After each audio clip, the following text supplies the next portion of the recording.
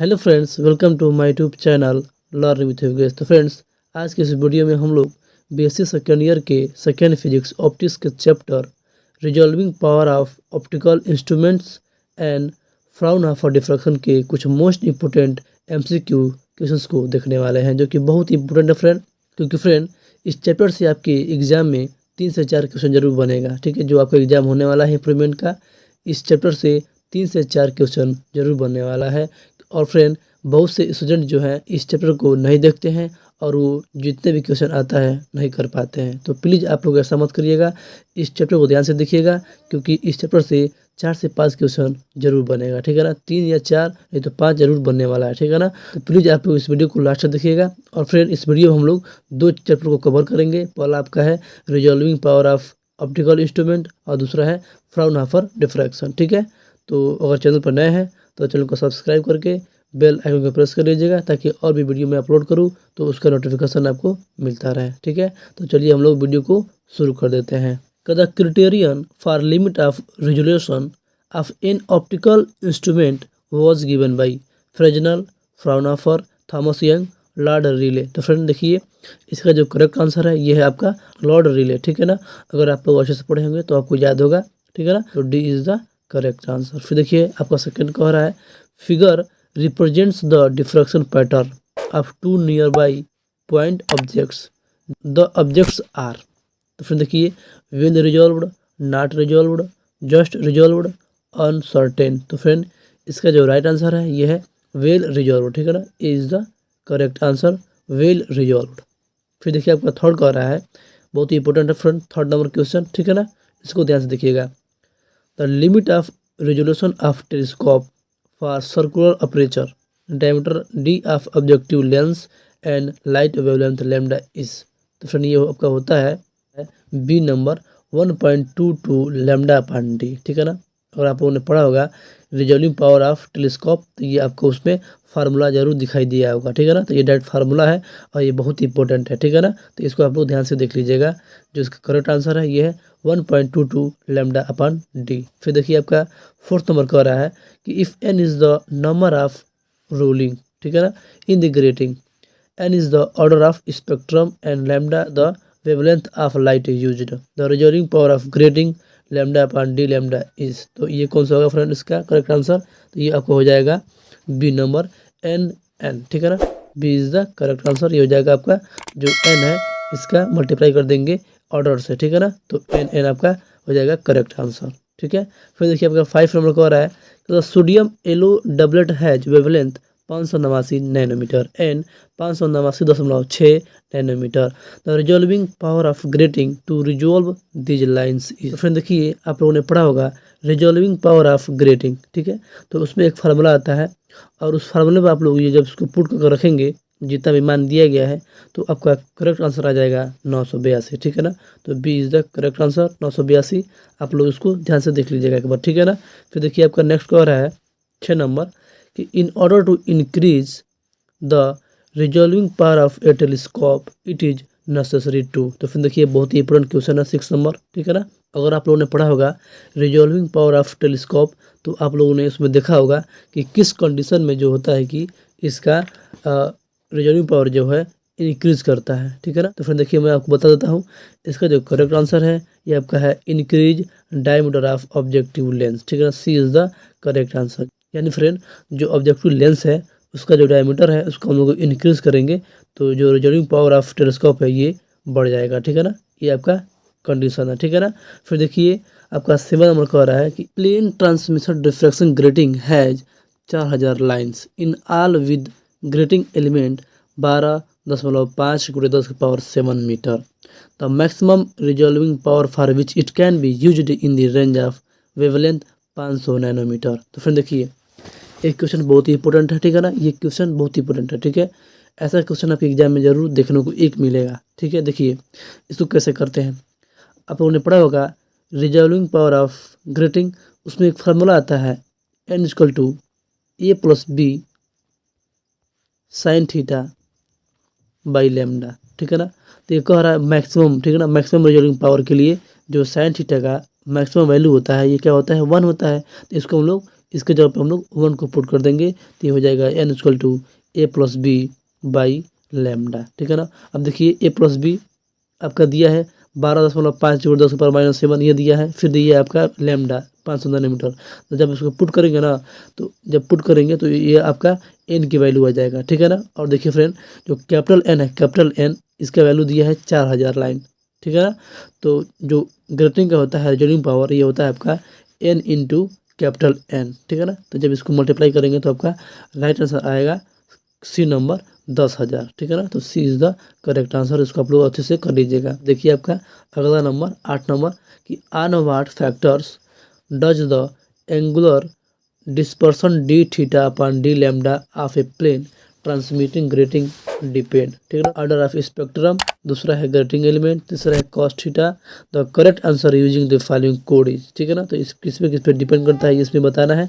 तो ये तीनों पर डिपेंड करता है, ठीक है ना। ऑर्डर ऑफ स्पेक्ट्रम पर भी डिपेंड करता है, ग्रेटिंग पर भी डिपेंड करता है और कॉस थीटा पे भी डिपेंड करता है। तो इसलिए फ्रेंड जो 8 नंबर है इसका करेक्ट आंसर है डी नंबर 1, 2 एंड 3, ठीक है ना। D is the correct answer. फिर देखिए आपका 9 नंबर का है। 9 नंबर बहुत इंपॉर्टेंट है कि for a given angle of incidence and diffraction order the number of lines of a plane grating is doubled keeping the width of grating same, how will be the resolving power of the grating change, ठीक है। तो इसका जो right answer है ये आपका हो जाएगा इट विल बी डबल, ठीक है ना। तो a is the correct answer. फिर देखिए 10 नंबर, 10 नंबर बहुत ही इंपॉर्टेंट है। A diffraction grating has N lines, ठीक है, and grating element is a plus b for wavelength lambda, what is the maximum resolving power. तो फिर देखिए मैं अभी आपको बताया हूँ कि एन इक्वल टू क्या होता है मैक्सिमम के लिए ए प्लस बी बाई लैम्डा होता है, ठीक है ना। और फ्रेंड मैं आपको बताया हूँ कि ग्रेटिंग के लिए क्या होता है मैक्सिमम रिजॉल्विंग पावर, ये होता है स्मॉल एन और कैपिटल एन। तो यहाँ पे देखिए फ्रेंड जो स्मॉल एन है इसकी वैल्यू ये है। तो यहाँ पे जब हम लोग पुट करेंगे यहाँ पे तो ये हो जाएगा आपका एन इक्वल टू, देखिए ये बन जाएगा N equal to A plus B upon lambda, ठीक है ना। तो इसलिए जो 10 नंबर है इसका ए जो है करेक्ट आंसर है, a is the correct answer. फिर देखिए 11 नंबर, 11 कह रहा है कि in a diffraction grating experiment the grating has 10⁵ rulings then in lambda equal to 500 nanometre region of a spectrum and its second order the grating can resolve to lines with a wavelength difference of, friend इसका जो correct answer है ये आपका है सी number 0.025 angstrom. इसको आप लोग solve कर लीजिएगा, ठीक है ना। 11 को सॉल्व कीजिएगा आप लोग। फिर देखिए 12 number A plane transmitting grating has 40,000 lines, ठीक है ना। ये कैपिटल एन का मान दे रहा है। फिर कह रहा है it's resolving power in second order for wavelength 600 nanometer is. तो क्या होगा फ्रेंड, देखिए इसको आप लोग सोल्यूशन करेंगे तो आपका आएगा 80,000, ठीक है ना। तो 12 का बी करेक्ट आंसर है 80,000। फिर देखिए a telescope of aperture 0.05 metre view at wire gauze from a distance of 50 metre by using illuminating light of wavelength 500 nanometre. The smallest structure on the gauze which it can clearly show is. तो friend देखिए यहाँ पे hint दिया है, ठीक है ना। कौन सा फार्मूला यूज किया है तो 1.22 लैम्डा अपन ए बराबर स्मॉल डी अपन कैपिटल डी, ठीक है ना। तो यहाँ पे ये हिंट दे दिया है। इस फार्मूले पे जब आप लोग उसको पुट करेंगे तो आपको आंसर मिल जाएगा सी नंबर 1.0 इंटू 10⁻⁷ मीटर, ठीक है ना। फिर देखिए आपका लास्ट नंबर 14 में कह रहा है कि resolving power of Fabry Perot interferometer depends on order of fringe only reflectivity only both a and b. तो फिर देखिए ये दोनों पर डिपेंड करता है, ऑर्डर ऑफ फ्रिंज वनली पे भी डिपेंड करता है और रिफ्लेक्टिविटी पर भी डिपेंड करता है, ठीक है ना। तो इसलिए इसका जो राइट आंसर है ये है बोथ ए एंड बी, ठीक है ना। तो सी इज द करेक्ट आंसर। तो फिर ये रहा resolving power of optical instrument के कुछ मोस्ट इंपोर्टेंट क्वेश्चन। आइए हम देखते हैं फ्राउनहोफर डिफ्रैक्शन के कुछ मोस्ट इंपोर्टेंट MCQ क्वेश्चन। तो फ्रेंड देखिए फ्राउनहोफर डिफ्रैक्शन का जो फर्स्ट क्वेश्चन है ये कह रहा है the diffraction pattern of a single slit consist of. ये नंबर कह रहा है wide and brighter maximum containing on either side of it alternate minima and maxima of decreasing intensity. तो फ्रेंड यही आपका क्या है राइट आंसर है, ठीक है ना। ये इज द करेक्ट आंसर। फिर देखिए आपका सेकंड कह रहा है consider Fraunhofer diffraction pattern obtained with A single slit eight normal incidence at the angular position of the first diffraction maximum the phase difference in radians between the wavelets from opposite edge of slit is। तो friend second का जो right answer है ये आपका है D number 2 पाई, ठीक है ना, डी नंबर 2 पाई, इसको आप लोग सॉल्व कीजिएगा। फिर देखिए थर्ड नंबर कह रहा है कि in Fraunhofer diffraction of a single slit with monochromatic light of wavelength lambda, the width of slit is a and the screen is at a distance d from the slit। if slit width a is decreased the width of central maximum will। तो friend क्या होगा, ये आपका हो जाएगा तीसरा का ए number increases, ठीक है ना, तो a is the correct answer increase. फिर देखिए चार नंबर कह रहा है if the Fraunhofer diffraction of a single slit the ratio of intensities of successive maxima is. तो जो चार नंबर है इसका करेक्ट आंसर हो जाएगा ए नंबर 1:4/9 पाई स्क्वायर अनुपात 4/25 पाई स्क्वायर अनुपात 4/49 पाई स्क्वायर, ठीक है ना। तो 4 का ए आपका क्या है, करेक्ट आंसर है, ठीक है ना, ये बहुत ही इंपॉर्टेंट था। फिर देखिए आपका अगला है 5 number the number of ruling N in a diffraction grating is made larger then the principal and secondary maxima become sharper and more intense, ठीक है ना, तो a is the correct answer. 5 का जो ए है क्या है, करेक्ट आंसर है। फिर देखिए आपका 6 नंबर बहुत ही इंपॉर्टेंट है the intensity of principal maxima of grating having N slit is proportional to, ठीक है ना, तो ये होता है आपका एन स्क्वायर के, ठीक है ना, आपको याद होगा ये होता है आपका एन स्क्वायर के। तो 6 का सी नंबर क्या है, करेक्ट आंसर है, C is the right answer.